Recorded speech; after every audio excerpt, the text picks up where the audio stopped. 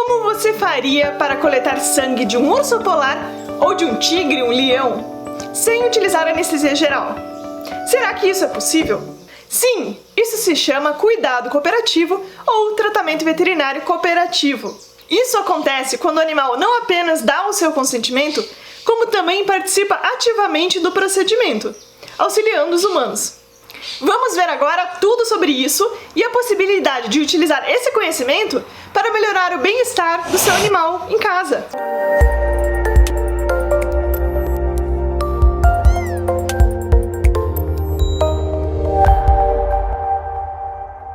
Meu nome é Luíse e hoje nós vamos ver essa coisa maravilhosa que é o tratamento veterinário cooperativo ou cuidado cooperativo.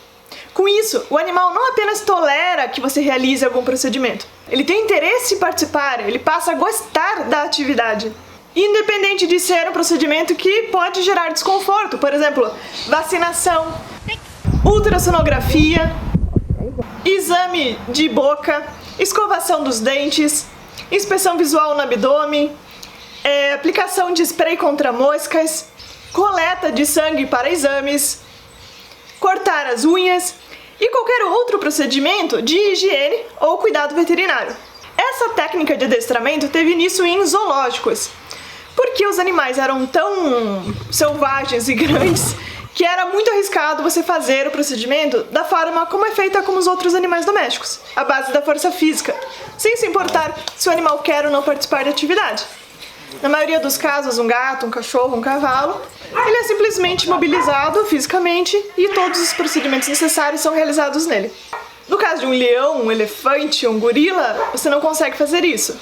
Então, ou você faz anestesia geral, o que tem vários riscos, inclusive risco de morte para o animal. Se for feito de forma constante, pode gerar problemas no fígado, problemas no rim. Então, muitas vezes não é uma opção.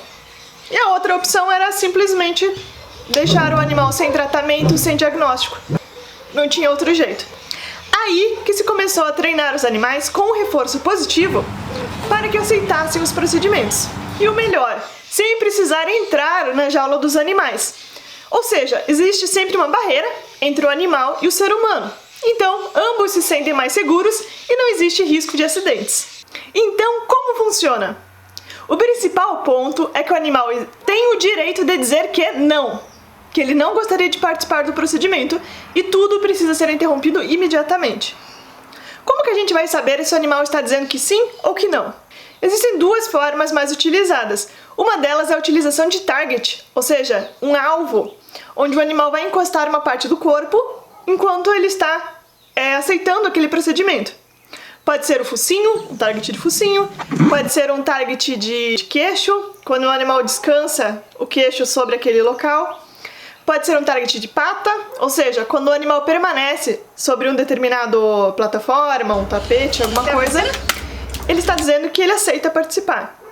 Se ele tirar a pata, tirar o focinho, interromper o contato com o target, ele está te dizendo que não. Outra forma é a própria posição do animal. Então, por exemplo, se tem uma zebra do outro lado da cerca e você vai aplicar uma injeção ou coletar sangue, se a zebra se aproximar e ficar de forma paralela à cerca, dando acesso para você fazer a coleta de sangue, o animal está aceitando. Se o animal andar para longe, quer dizer que ele não quer. A mesma coisa é utilizada às vezes para coletar sangue de gorilas, ursos, onde existe um compartimento gradeado, onde o animal coloca a patinha, ou a patona, muitas vezes, quando ele aceita o procedimento. Perceba que a qualquer momento ele pode puxar a pata de volta, então o animal está no controle daquele procedimento durante todo o tempo. Essa liberdade que estamos dando para o animal decidir se ele quer ou não participar deve ser a mais ampla possível. Então, de preferência, o animal deve estar em algum espaço físico onde ele possa ir embora se ele quiser. Então é melhor trabalhar com o cavalo sem cabresto, solto a campo, em vez de trabalhar com ele em um redondel ou em uma baia. A mesma coisa com cães e gatos, de preferência sem coleira, sem ninguém segurando o animal, quando possível. No caso de animais de zoológico, o animal deve poder se afastar da grade sempre que ele quiser. Mas essa liberdade que damos aos animais de se negar a participar dos procedimentos não vai fazer com que eles se neguem todas as vezes e daí nós não vamos conseguir fazer as coisas que nós precisamos para o bem dos animais? Essa é uma preocupação super comum da maioria das pessoas. Mas, na verdade, não apenas não acontece isso, como acontece o oposto. A partir do momento que o animal se sente livre para dizer que não, ele se sente também muito mais seguro para dizer que sim. Porque ele sabe que a qualquer momento, se ele se sentir assustado, com medo, desconfortável, com dor, ele pode parar o procedimento sem estresse, sem precisar entrar numa briga física, numa disputa. Ele simplesmente mexe a cabeça ou mexe a patinha e pronto.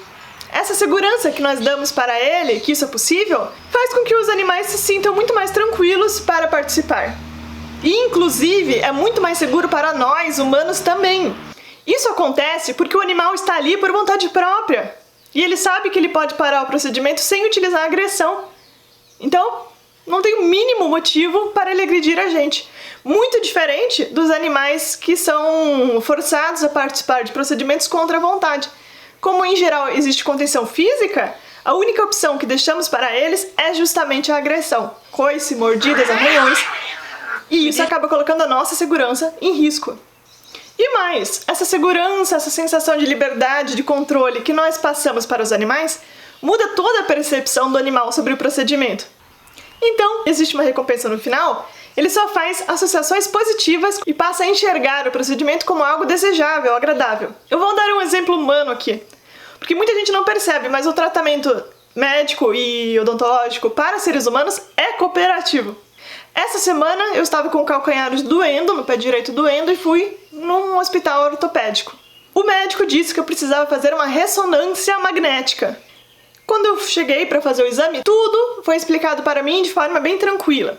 Eles falaram que demoraria de 20 a 30 minutos, que teriam os barulhos muito altos lá dentro, que eu teria que ficar imóvel durante todo esse tempo, que eu ficaria num espaço confinado, porém, eu não precisava me preocupar, porque eles me dariam uma campainha e a qualquer momento, se eu me sentisse desconfortável, me sentisse preocupada de estar em algum local confinado, se eu entrasse em pânico, qualquer coisa, era só apertar a campainha que eles iriam interromper o procedimento de forma imediata. Com isso, eu me senti muito segura para participar do procedimento. E, inclusive, eu achei bem interessante. Todo o local é diferente do que eu já tinha visto, parecia um ambiente aeroespacial.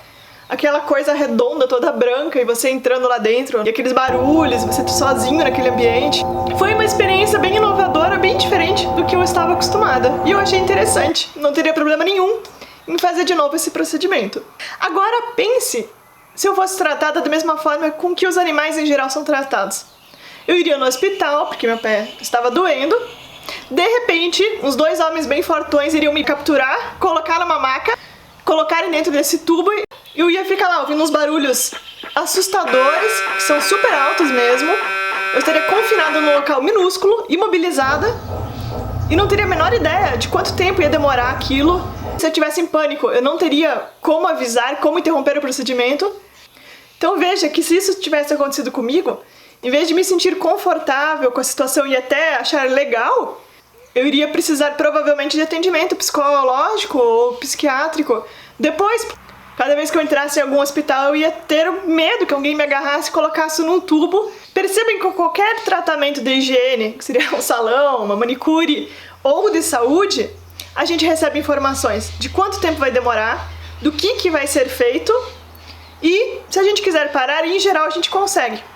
Então, por exemplo, a gente vai fazer uma coleta de sangue. As pessoas falam pra gente, coloca o braço nessa posição, agora fecha a mão, agora vai sentir uma picadinha. Eles te avisam, ou tá secando com o secador, se ficar muito quente, avisa. Tá puxando seu cabelo, tá machucando? Essas são perguntas normais no tratamento com os humanos. Agora, com os animais, a gente não tem esse costume. A gente trata eles sem se preocupar com o que eles estão sentindo. Então, da mesma forma que nós somos respeitados, o mesmo pode ser conseguido com os animais. A gente também pode respeitá-los nesses momentos, com um pouco de dedicação e conhecimento técnico. Então, se você ficou interessado, se inscreva no canal, porque nós vamos começar uma playlist sobre esse assunto, inclusive com vídeos passo a passo de como você pode ensinar o seu cachorrinho, seu gato, seu cavalo a gostar dos procedimentos que são necessários para a saúde dele. Antes de encerrar o vídeo, eu queria esclarecer uma coisa. Eu coloquei aqui muitas cenas de animais fazendo tratamento cooperativo em zoológicos. Eu fiz isso para provar um ponto. Se você consegue fazer isso com um tigre ou um leão, com o seu gato doméstico, acredite, vai ser 1000 vezes mais fácil. E também por uma questão de merecimento histórico. Esse tipo de treinamento surgiu sim em zoológicos e aquários. Eu tenho o maior respeito e admiração pelos médicos veterinários, biólogos, zootecnistas, tratadores e todos os membros das equipes que trabalham em zoológicos. Na grande maioria, são pessoas de extremo profissionalismo e competência que se dedicam a cuidar dos animais da melhor forma possível. Porém, isso não significa que eu apoie a existência de zoológicos e aquários.